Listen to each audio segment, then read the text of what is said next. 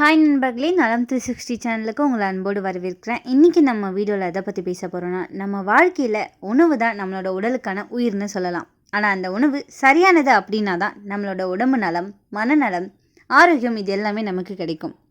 இன்றைக்கி நம்ம பார்க்க போகிறது ஒரு அருமையான நம்ம பாரம்பரிய மூலிகையான கருணைக்கிழங்கை பற்றி தான் இன்றைக்கி நம்ம தெரிஞ்சுக்க போகிறோம். இது நம்ம ஊரில் சேனைக்கிழங்கு, சுரணக்கிழங்கு அப்படின்னு அழைக்கப்படுது. இந்த கிழங்குல இருக்கிற அற்புதமான ஊட்டச்சத்துக்கள், நம்ம உடம்புக்கு தர நன்மைகள், இதை சாப்பிட்ற விதம், சிலருக்கு இதால் ஏற்படுற பக்கவிளைவுகள், இது எல்லாத்தையும் நம்ம இன்றைக்கி முழுமையாக இந்த வீடியோவில் தெரிஞ்சுக்க போகிறோம்.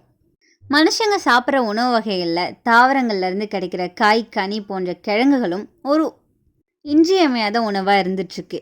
பூமிக்கு அடியில் இது விளைவதால் இதோட பண்பும் அதிக உயிர்ச்சத்து கொண்டதாக இருக்குது. அந்த வகையில் நம்ம நாட்டில் பரவலாக அதிகமாக உண்ணப்படுற கிழங்கு அதுதான் இந்த கருணைக்கிழங்கு. இதை சாப்பிட்றதால என்னென்ன நன்மை கிடைக்குதுன்னு சொல்கிறேன், நோட் பண்ணிக்கோங்க.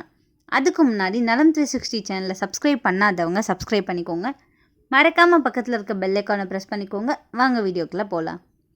ஃபர்ஸ்ட், இந்த கருணைக்கிழங்கு அப்படின்னா என்ன? கருணைக்கிழங்கு அப்படின்றது ஒரு வேர் காய்கறிங்க. இது பெரும்பாலும் மழைக்காலத்தில் வளரும். சாதாரணமாக நம்ம நாட்டில் சாம்பார், கூட்டு, வறுவல், மோர் குழம்பு மாதிரி பல வகை உணவுகளுக்கு பயன்படுத்தப்படுது. இது ஒரு சிறப்பு நேச்சுரல் ஆன்டி ஆக்சிடென்ட் உணவுன்னு சொல்லப்படுது. நம்ம உடம்புல இருக்கிற தீங்கான நச்சு பொருட்களை வெளியேற்றும் திறமை இதுக்கு அதிகமாகவே இருக்குது. இந்த கருணைக்கிழங்குல vitamin B6, vitamin C, potassium, இரும்பு, மாங்கனீஸ், நார்ச்சத்து, கார்போஹைட்ரேட், புரதம் ஆகியவை வளமாக இருக்குது. சரியான அளவில் இதை நம்ம எடுத்துக்கிட்டோம் அப்படின்னா உடல் சக்தி, எதிர்ப்பு சக்தி, ஜீரண சக்தி எல்லாமே அதிகரிக்கும். அதுவும் இதில் உள்ள நார்ச்சத்து குடலோட இயக்கத்தை கட்டுப்படுத்தி மலச்சிக்கலை தடுக்குது. நம்மளோட உடலுக்கு அடிப்படையாக இருக்கிறது நம்மளோட எலும்புகள் தாங்க. மனிதர்கள் ஒவ்வொருவருக்கும் எலும்புகள் வலிமையாக இருக்கிறதுக்கு கால்சியம் சத்து ரொம்பவே அவசியமான ஒன்று. கருணைக்கிழங்கு எலும்புகளை வலிமையாக்கும் சத்து கொண்டதாக இருக்குது. எலும்புகள் வலு குறைவாக இருக்கும் குழந்தைங்க, வயதானவங்க இந்த கருணைக்கிழங்கை வாரம் ஒரு முறை சாப்பிட்றதால எலும்புகள் வலிமை பெறும். உடலில் இருக்கிற வாதம், பித்தம், கபம் போன்றவற்றில் பித்தம் அதிகரிப்பதால் தலைவலி, மயக்கம் போன்றவை அடிக்கடி ஏற்படும் நிலை சிலருக்கு ஏற்படுது. இந்த கருணைக்கிழங்கிற்கு பித்தத்தோட அளவை சமச்சீராக வைக்கிற தன்மை அதிகமாக இருக்குங்க. எனவே பித்தம் சம்பந்தமான பிரச்சனைகள் ஏற்பட்டவங்க இந்த கருணைக்கிழங்கு அடிக்கடி சாப்பிட்டா பித்தம் கட்டுப்படும்.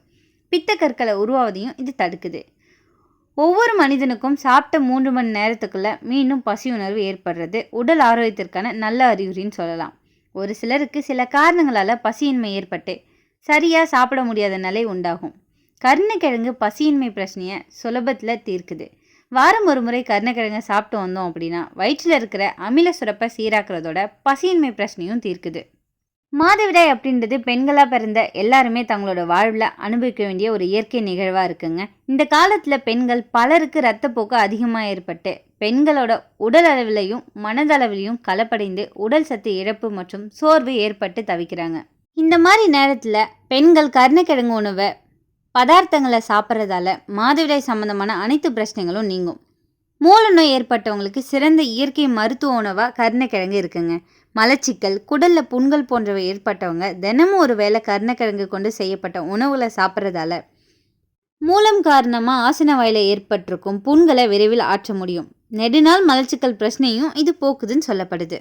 அதீத உடல் எடை கூடுவது உடல் நலத்திற்கு பல பாதிப்புகளை உண்டாக்கும். உடல் எடை குறைய சரியான ஆரோக்கியமான உணவு உண்ணும் பழக்கத்தை மேற்கொள்வது ரொம்பவே நல்லது. கருணைக்கிழங்குல உடல் எடை குறைக்க சிறப்பாக உதவி பண்ணும் அப்படின்னு சில திறன்கள் இருக்குது. தினமும் வாரத்துக்கு 3 முறையாவது இந்த கருணைக்கிழங்கை பக்குவம் செஞ்சு சாப்பிட்டு வந்தீங்கன்னா உடல் எடை வெகு சீக்கிரத்தில் குறைவதை நீங்களே பார்க்கலாம். நீண்ட நாட்கள் வாழ நம்மளோட உடல் அனைத்து உறுப்புகளுக்கும் ரத்தம் பாய்ச்சுகிற இதயம் ஆரோக்கியமாக இருக்கிறதோட வலிமையாக இருக்க வேண்டியது ரொம்பவே அவசியம். இந்த கருணைக்கிழங்கை வாரத்தில் 3 அப்படி இல்லைன்னா 4 நாள் சமைச்சு சாப்பிட்டு வந்தோன்னா இதயம் ஆரோக்கியமாக இருக்கிறதோட மாரடைப்பு, இதய இரத்த குழாய்களில் அடைப்பு போன்றவை ஏற்படுவது தடுக்கப்பட்டு நீண்ட ஆயுட்காலம் நம்மளோட உயிர் வாழ முடியும். இந்த கிழங்கு வகைகள் பெரும்பாலும் மனிதர்களுக்கு தேவையான சத்துக்களை தருவதாக இருக்குது. கருணைக்கிழங்குல நார்ச்சத்து, vitamin C, vitamin B, manganese, potassium, இரும்பு சத்து, ரைபோஃப்ளவின் போன்ற தாதுக்கள் அதிக அளவில் இருக்குது. இந்த சத்துக்கள் அனைத்துமே உடலில் பல்வேறு வகையான தேவைகளை பூர்த்தி செஞ்சு உடலோட வளர்ச்சிக்கும் ஆரோக்கியத்துக்கும் உதவியாக இருக்கும். இன்றைக்கி உலகெங்கிலும் பரவிட்டு இருக்க புற்றுநோய்களில் வயிறு மற்றும் இரைப்பை புற்றுநோயால் பாதிக்கப்பட்டவங்களோட எண்ணிக்கை ரொம்பவே அதிகமாக இருக்குது. இந்த கருணைக்கிழங்கு பெருங்குடல் மற்றும் ஜீரண உறுப்புகளில் தேங்கும் கழிவுகளையும் நச்சுக்களையும் வெளியேற்றி புற்று செல்கள் வளராமல் தடுக்குது. எனவே வயிறு, இரைப்பை, புற்று ஏற்படாமல் தடுக்க அவங்களோட உணவில் கருணைக்கிழங்கு அதிகம் சேர்த்து சாப்பிட்றது ரொம்பவே நல்லது. நம்மளோட உடலில் செரிமான திறன் சீராக இருந்தாலே பெரும்பாலான நோய்கள் ஏற்படாமல் தடுத்து விட முடியும். சிலருக்கு சாப்பிட்ற உணவு சரியாக செரிமானமாகாமல் ஏற்படுது. செரிமான கோளாறுகளோட மலச்சிக்கல், வாயு சேர்ந்தால் நம்மளோட வயிறு பிரச்சனைகள் ஏற்படும் அபாயம் இருக்குது. இந்த கருணைக்கிழங்கை நீங்கள் உணவாக எடுத்துக்கிட்டீங்க அப்படின்னா வயிறு சம்மந்தப்பட்டமான எல்லா பிரச்சனைகளுக்குமே இது ஒரு தீர்வாக அமையும். எனவே இந்த கிழங்கை அடிக்கடி சாப்பிட்றவங்களுக்கு நான் இதுக்கு முன்னே சொன்ன எல்லா பிரச்சனைகளும் வெகு விரைவில் தீரும். இந்த கருணைக்கிழங்குல இருக்கிற நார் சத்து நம்ம குடல் சுத்தமாக இருக்க உதவியாக இருக்குது. தினசரி சிறுநீர், மலச்சிக்கல் பிரச்சனையும் குறையும். இரத்த சர்க்கரை கட்டுப்படுத்த இது ரொம்பவே ஹெல்ப்ஃபுல்லாக இருக்குங்க. இதில் இருக்கிற ரெசிஸ்டன்ஸ் ஸ்டார்ச் அப்படின்றதால இது இன்சுலின் செயல்பாட்டை சமநிலைப்படுத்தி சர்க்கரை நோயாளிகளுக்கு நல்லது செய்யுது. இதில் இருக்கிற பொட்டாசியம் இரத்த அழுத்தத்தை சமநிலைப்படுத்தி இதய நோய்களை தடுக்குது. உடல் எடையை கட்டுப்படுத்தும். குறைந்த கலோரி கொண்ட உணவு அப்படின்றதால உடல் எடை குறைக்க விரும்புகிறவங்களுக்கு இது ஒரு சிறந்த தீர்வாக அமையுது. இதில் உள்ள ஆன்டி இன்ஃப்ளமேட்டரி தன்மை மூட்டு வலி, வீக்கம் போன்றவற்றை குறைக்கும். உடம்புல இருக்கிற நச்சு பொருட்களை வெளியேற்றும் திறமை இதுக்கு ரொம்பவே அதிகமாக இருக்குது. ஸோ இது ஒரு நேச்சுரல் டீடாக்ஸ் உணவுன்னு சொல்லப்படுது. தோல் அழகு மற்றும் முடி ஆரோக்கியத்துக்கு நல்லதுங்க. இதில் வைட்டமின் சி இருக்கிறதால கொலாஜன் உற்பத்தி அதிகரித்து தோல் பிரகாசமாகவும் முடி வலிமையும் அதிகரிக்குது.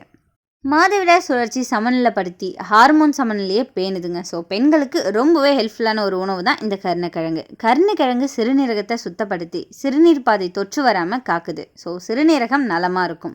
நரம்பு மண்டலம் நலமாக இருக்கும். வைட்டமின் B6 இருக்கிறதால நரம்பு செயல்பாடுகளை மேம்படுத்துது. இந்த கருணைக்கிழங்கை எப்படிலாம் சாப்பிடலாம்? வேக வச்சு வறுவல் வடிவில் சாப்பிடலாம். சாம்பாரில், மோர் குழம்புல சேர்த்து சாப்பிடலாம். கொஞ்சமாக எலுமிச்சை, உப்பு, மிளகு சேர்த்து வேக வச்சு சாப்பிட்டாலும் ரொம்பவே டேஸ்ட்டாக இருக்கும். ஆனால் ஒரு முக்கியமானது என்னென்னா, இதை அரைச்சி சட்னி மாதிரி சாப்பிடக்கூடாது. சரியாக வேக வச்சாதான் இதோட நச்சுத்தன்மை நீங்கும். இந்த கருணைக்கிழங்குக்கு பல நன்மைகள் இருந்தாலுமே சிலருக்கு இதனால் சில பக்க விளைவுகள் ஏற்பட தான் செய்யுது. அது என்னென்னு இப்போ பார்க்கலாம். அரிப்பு, தோல் பிரச்சனை ஏற்படலாம். பழைய கிழங்கு அல்லது முறையாக வேக வைக்காத கிழங்கை சாப்பிட்டோன்னா தோலில் அரிப்பு அப்படி இல்லைன்னா சிவப்பு ஏற்படலாம். அதிகமாக எடுத்தால் ஜீரண பிரச்சனை ஏற்பட்டு மலச்சிக்கல் அப்படி இல்லைன்னா வயிற்று வலி ஏற்படும் அபாயம் இருக்குது.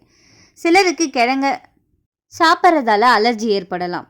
அப்படி இருக்கிறவங்க இந்த கிழங்கை தவிர்க்கிறது ரொம்பவே நல்லது. கிட்னி பிரச்சனை உள்ளவங்க, இதில் இருக்கிற ஆக்சலேட் காரணமாக சிறுநீரக கற்கள் இருக்கிறவங்க இதை குறைத்து கொள்வது ரொம்பவே நல்லது. இந்த கருணைக்கிழங்கு ஒரு அற்புதமான பாரம்பரிய உணவுங்க. சரியான அளவில் எடுத்துக்கிட்டோம் அப்படின்னா நம்ம உடம்பை பல நோய்கள்லேருந்து காப்பாற்றும். ஆனால் இந்த உணவை அதிகமாக எடுத்துக்கிட்டோம் அப்படின்னா சில பக்க விளைவுகள் ஏற்பட தான் செய்யுது. எந்த ஒரு உணவாக இருந்தாலும் அளவு கடைபிடிப்பது ரொம்பவே முக்கியங்க. நீங்கள் இந்த கருணைக்கிழங்கை எப்படி சாப்பிடுவீங்க? உங்கள் தாத்தா பாட்டி ஏதாச்சும் இதை பற்றி சொன்ன அனுபவம் உங்களுக்கு இருந்துச்சுன்னா கமெண்ட்டில் சொல்லுங்கள். இன்றைக்கி சொன்ன விஷயங்கள் எல்லாமே உங்களுக்கு ஹெல்ப்ஃபுல்லாக இருக்கும் நம்புகிறேன். இந்த வீடியோ உங்களுக்கு பிடிச்சிருந்துச்சுன்னா லைக் பண்ணுங்கள், ஷேர் பண்ணுங்கள், மறக்காமல் நம்ம சேனலை சப்ஸ்கிரைப் பண்ணுங்கள். அடுத்த ஒரு அற்புதமான வீடியோவில் உங்களை சந்திக்கிறேன். அது வரைக்கும் பை.